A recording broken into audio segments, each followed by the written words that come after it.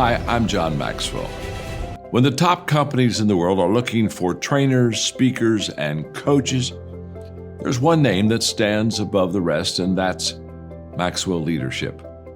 Our certified team members have gotten proven results for companies all over the globe, and our reputation, I'm proud to say, is second to none. Some of our members have risen to the top of their profession, including the one you're going to meet today. I proudly introduce you to my friend Bob Fabian Zinka. Welcome to the Leadership and Success Podcast with your host, Coach BZ, where we help you lead with purpose and succeed with impact. If you're ready to grow into the kind of leader others want to follow, this podcast is for you. If you're determined to elevate your success and leave a lasting legacy, this podcast is for you. As my mentor, Dr. John C. Maxwell reminds us, everything rises and falls on leadership. Our goal is simple: to inspire you, challenge you, and equip you with insights that can transform the trajectory of your leadership journey. Welcome aboard to another episode of the Leadership and Success Podcast with Coach B.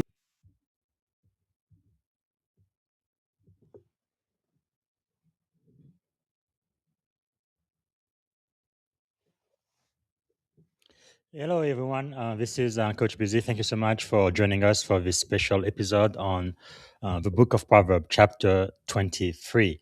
So this is not going to be a religious podcast, but it is about the great wisdom and leadership lesson from the book of Proverbs. Today, chapter 23, how a book written more than 2,000 years ago can still instill wisdom that is quite relevant today in 2026 in the age of artificial intelligence. So as is our custom here, we're going to start with what we call a moment of gratitude. This is where we take just a moment every single time we meet, and we want to think about one thing we are grateful for each and every time. So I would encourage you to maybe close your eyes, put yourself in your happy place, maybe take a deep breath and slow down your nervous system and think about one thing you are grateful for. I think today I am really grateful for America. I think it's the best country in the world. We are not perfect here. God knows we started this country very wrong with slavery and all of that. But our aspirational document, right, the Declaration of Independence, and which states that all men are created equal. And I think that is really, really powerful. And it's something we've been trying to redeem ourselves and really progressing toward, right? A country of the people, by the people, and for the people. That's the America I love, the America I was and I am willing to give my life for in the U.S. Navy. And I'm just so grateful for America. We don't always make the right decision, but we are always striving for a more perfect union. And that's what I'm thankful for today. So let us know in the comment, what are you grateful for? And also, let us know where you are joining us from, what city, what state, and if outside of the US, since we are global now, which country.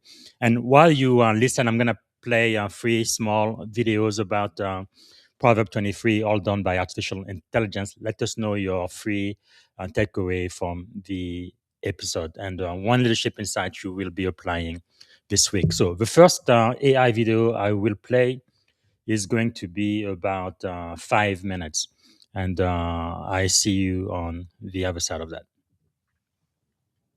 We tend to believe authority is forged in public, won in boardrooms, tested during major crises, or granted by high-status titles. But in high-stakes environments, from Silicon Valley to the military, this hyper-focus on public performance masks a devastating reality.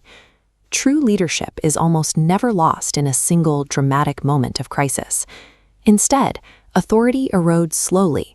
It chips away daily through unchecked private decisions, quietly undermined by silent killers like ego, excess, and distraction.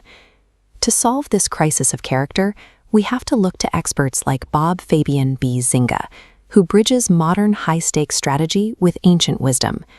Zinga operates in 2 uniquely demanding worlds simultaneously. He serves as an information warfare commander in the U.S. Navy, while also executing strategy as a Silicon Valley cybersecurity executive.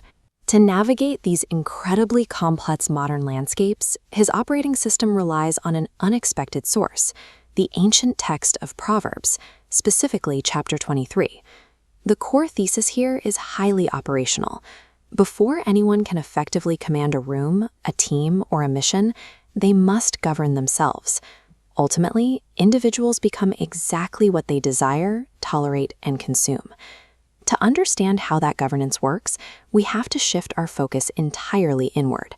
The absolute foundational layer of any leader is their own mind and heart. That is where the battle for control is actually fought and won. This begins with a crucial distinction. You are not your thoughts. You are the separate thinker observing them. Leaders have the agency to actively rewire their own beliefs, catching emotional drift before it manifests as physical action. If that emotional drift goes unchecked, the results are severe. Failures rarely start with a massive public blunder. They sprout from quiet, completely unnoticed internal misalignments. Whoever controls that internal state dictates the external direction of the entire organization. If the inner core is compromised, the broader mission is already lost. Once a leader secures that internal core, they step into a professional landscape designed to test it, a landscape filled with highly seductive illusions. The first trap is the illusion of access. Proximity to power, whether an invitation to an exclusive executive room or high-visibility strategic partnership, often arrives disguised as a direct upgrade, but that access almost always carries steep, hidden costs. The second trap is the illusion of wealth. This chart shows a common dynamic where compensation rises rapidly, yet actual impact flatlines. Pursuing status or money while abandoning a greater calling leaves a leader entirely hollow. The third trap is transactional relationships. Assuming everyone who offers praise wants you to succeed is dangerous. Failing to distinguish who truly values you from who uses you accumulates relational debt, a hidden, compounding cost that quietly drains your effectiveness.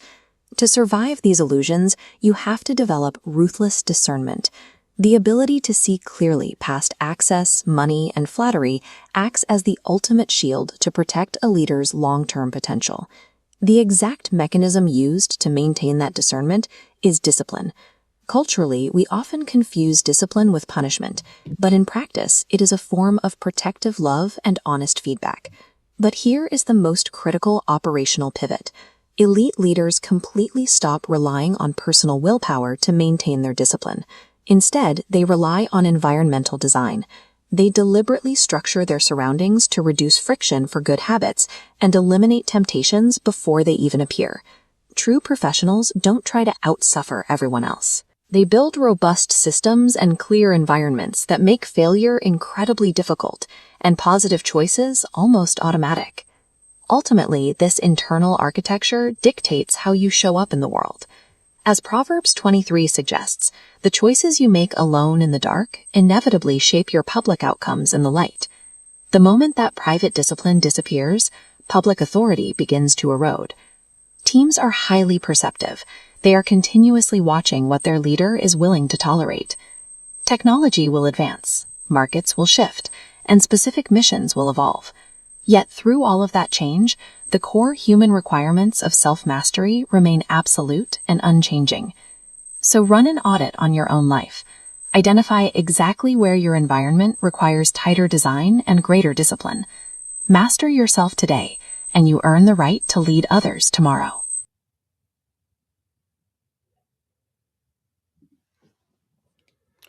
All right, so that was the very first view of Proverb 23, all done by artificial intelligence. I am going to play another short video. It's about 8 minutes or so. And before I do that, let me share my screen. And I want everybody, if you follow me, you can find on my LinkedIn page under my newsletter, the leadership, excellence, and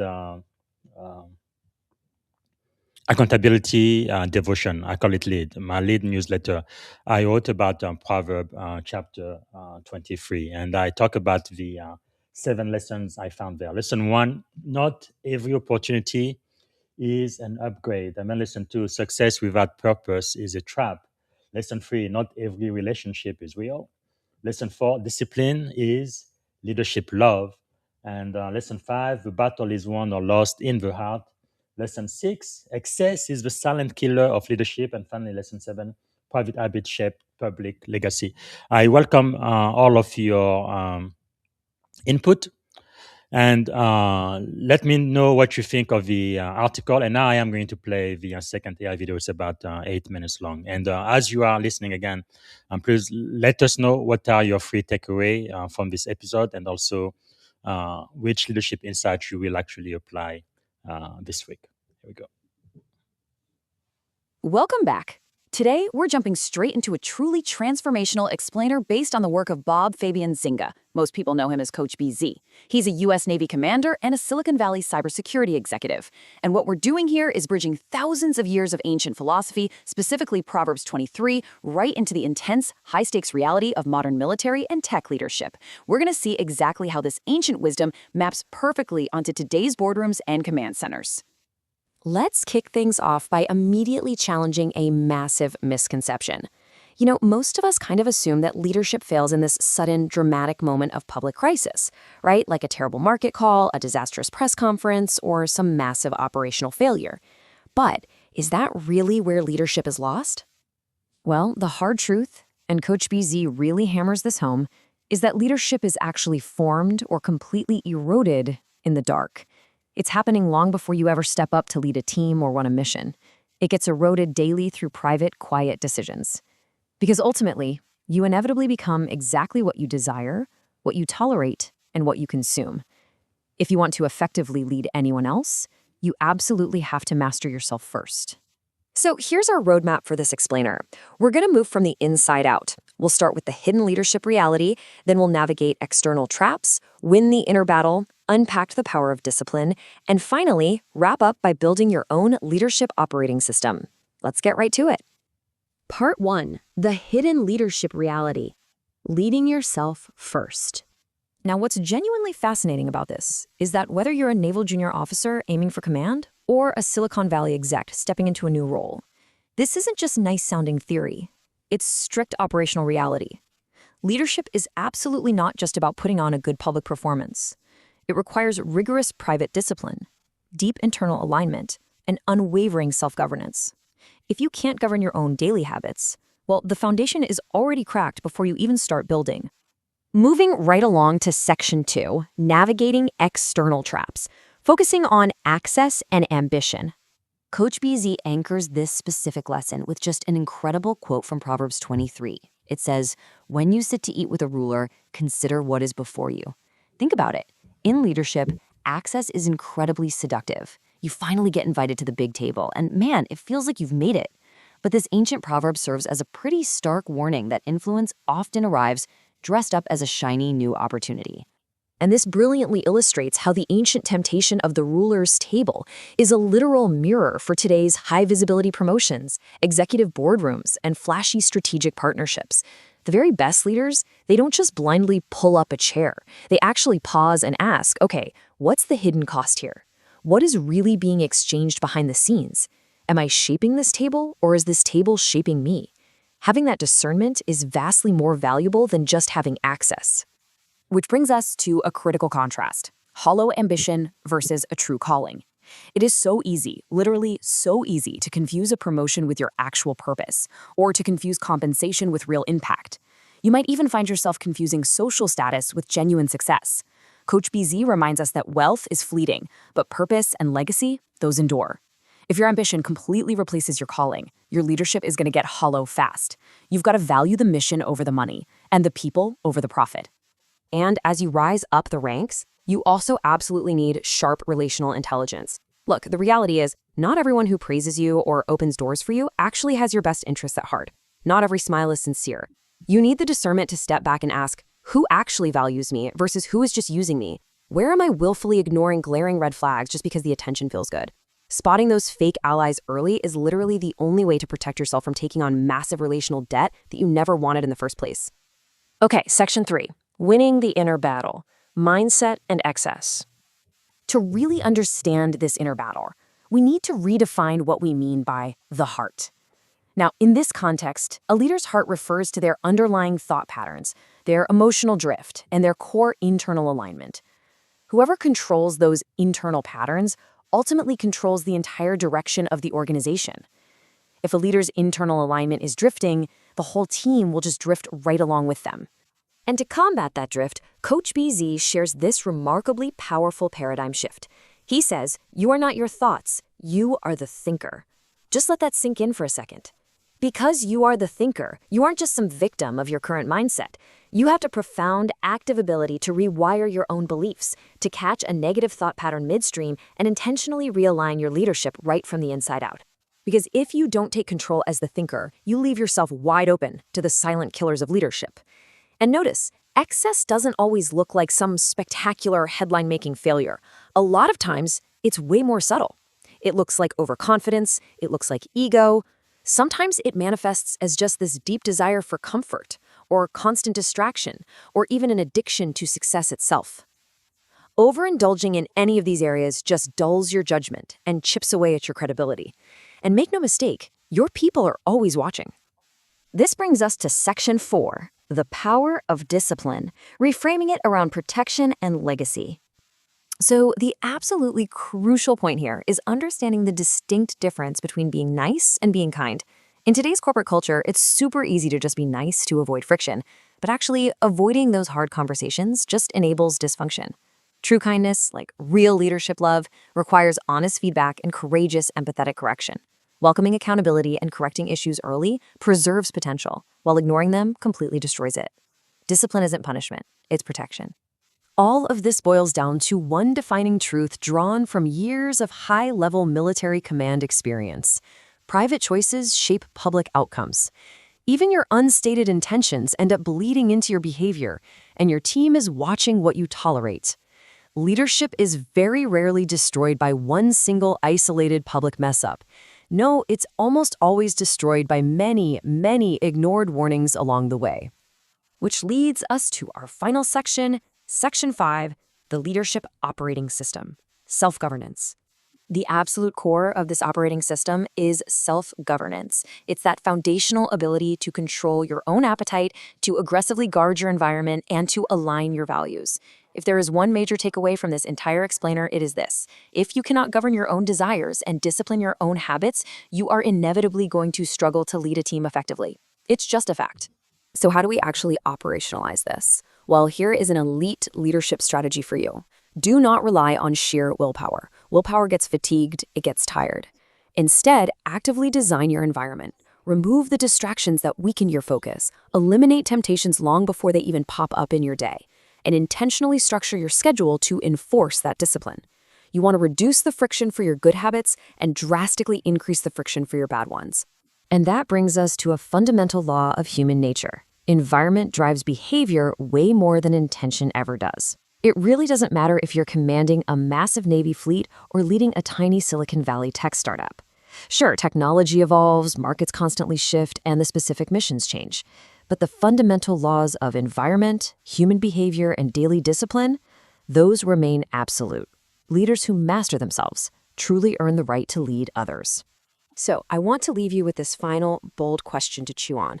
What habits are quietly shaping your leadership right now, for better or for worse? Take a really honest audit of what you do in the dark, govern your desires, and intentionally step into the leader you were meant to become. Keep learning and keep leading from within.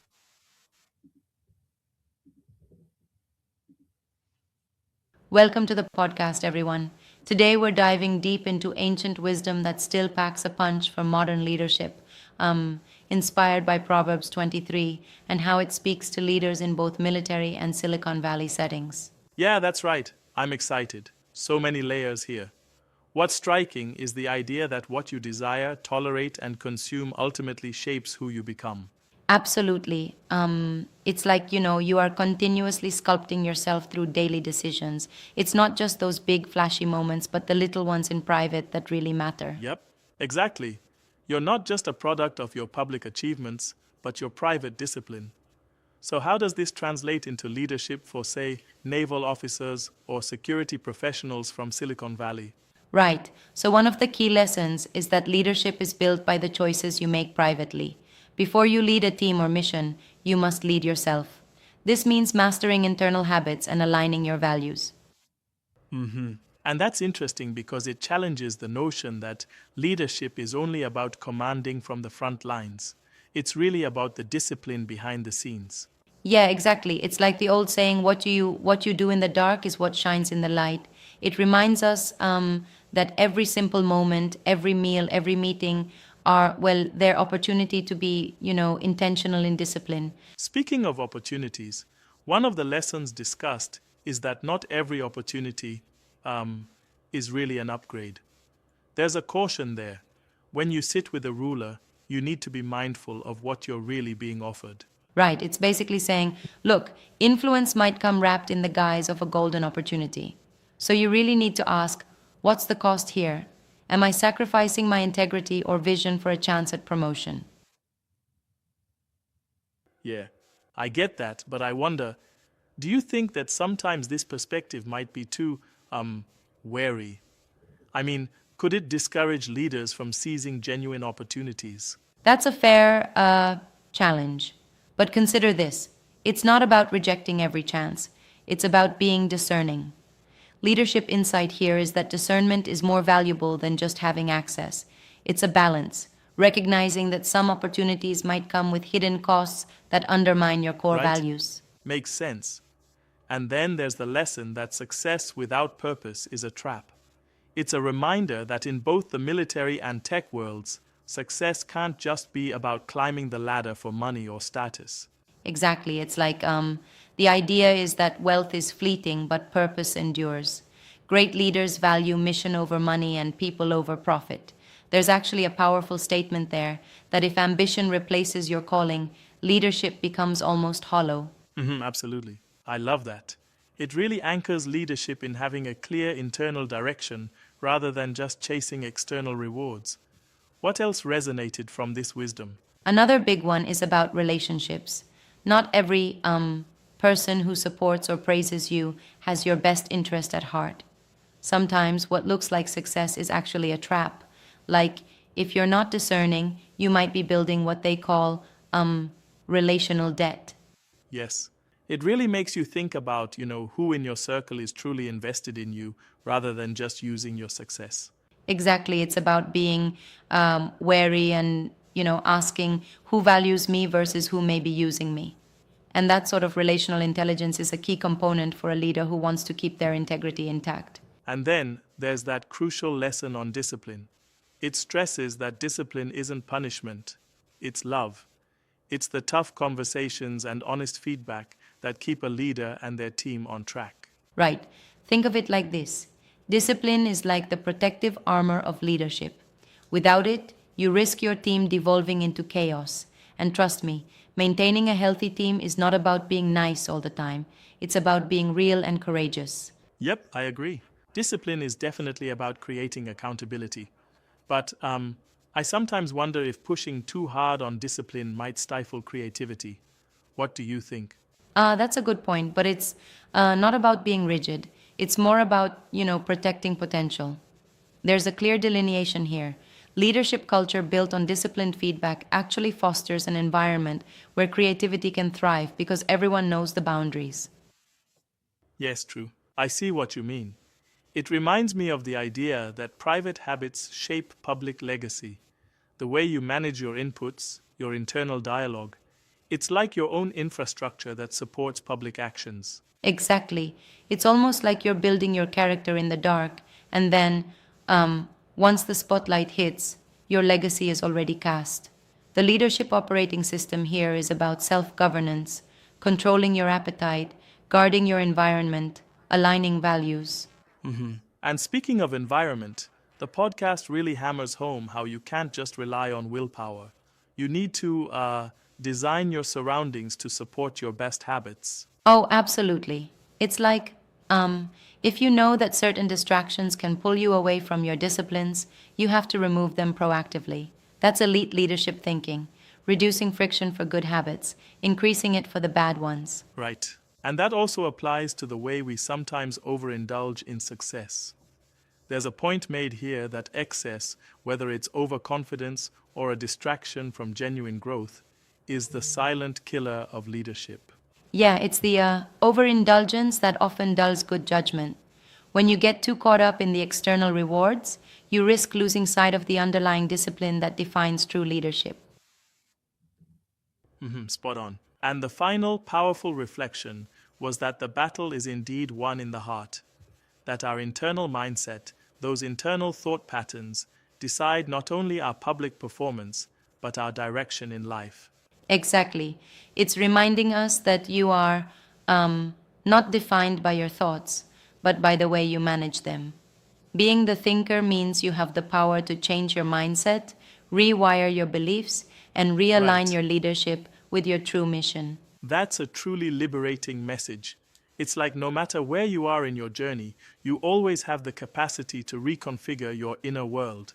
Am I right? Absolutely. It gives you a kind of control that transcends external challenges.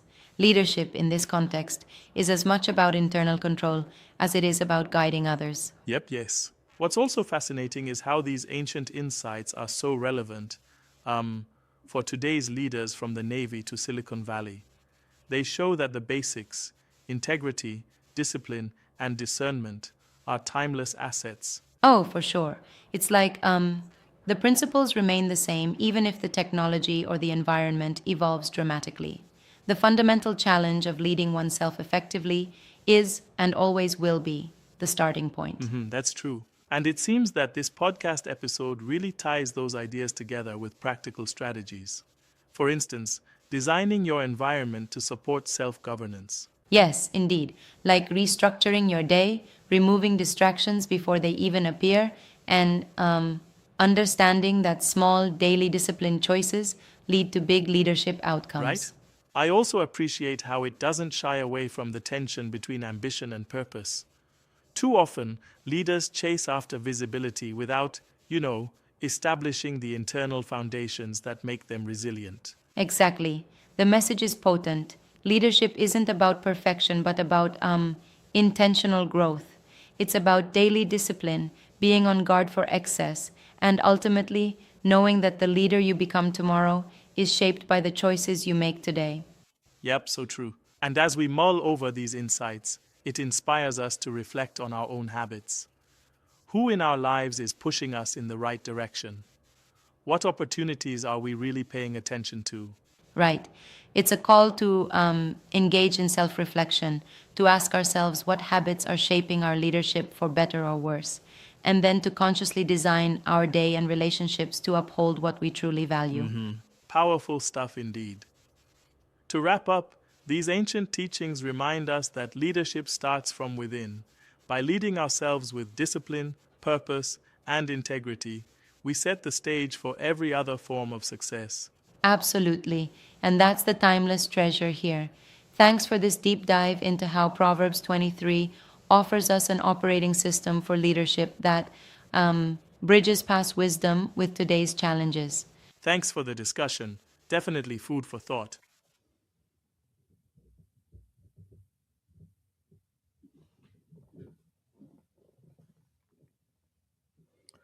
All right, so let me know in the comment 3 to 5 key lesson from today's episode. Also, let me know what is the one thing that you are going to start applying this week? One leadership insight you will apply.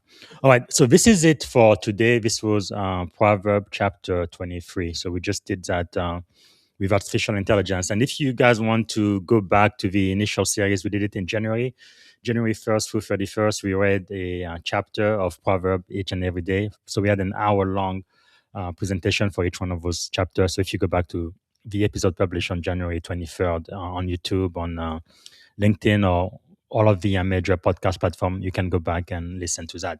All right, so that's it for now.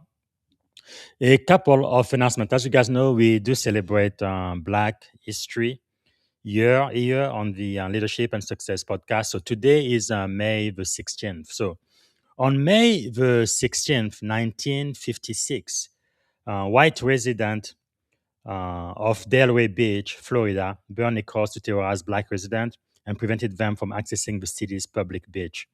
a beach that had effectively been reserved for white citizens for decades. And this happened in Florida in 1956. Now, I've lived in the Deep South, like in Alabama. You think of states like Mississippi, Georgia, and Tennessee, but Florida doesn't seem like it fits the mold. But anyway, they did want segregation on public beaches, even though black people paid taxes. Really, what a shame. It's really interesting how something can be legal, but still be moral, be unethical, and simply be wrong. Okay, our second vignette for Black History Year celebration is who was the very first African American welfare commissioner. That was the commissioner from New York. His name was James Thompson.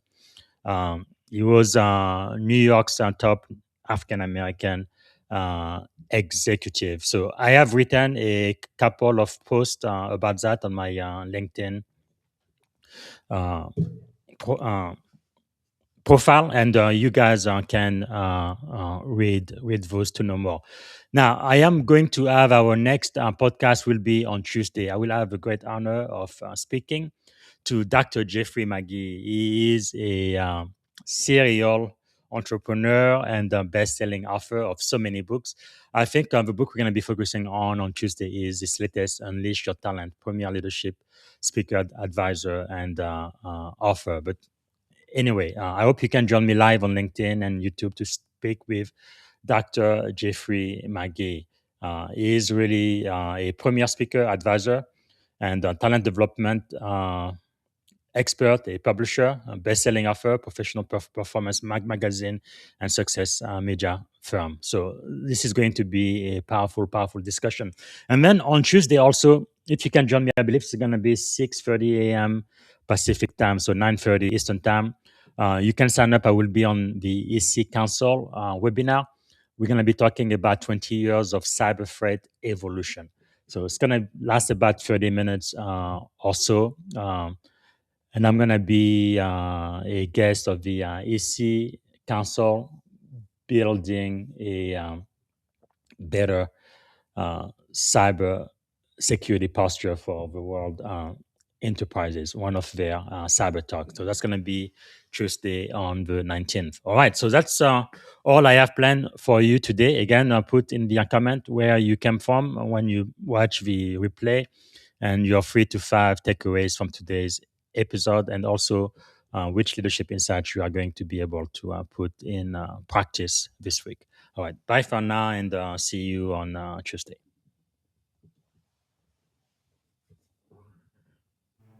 Thank you for tuning in to the Leadership and Success Podcast with your host, Coach BZ. If today's episode added value to your leadership journey, be sure to subscribe, share, and join us again for more wisdom nuggets on how to lead better and achieve greater success. Remember, leadership is the most critical skill of our time. The world will always need leaders to inspire others, drive innovation, and execute meaningful strategy. So why not count yourself among the bold leaders shaping the 21st century? Until next time, stay inspired, stay committed, and keep leading with excellence.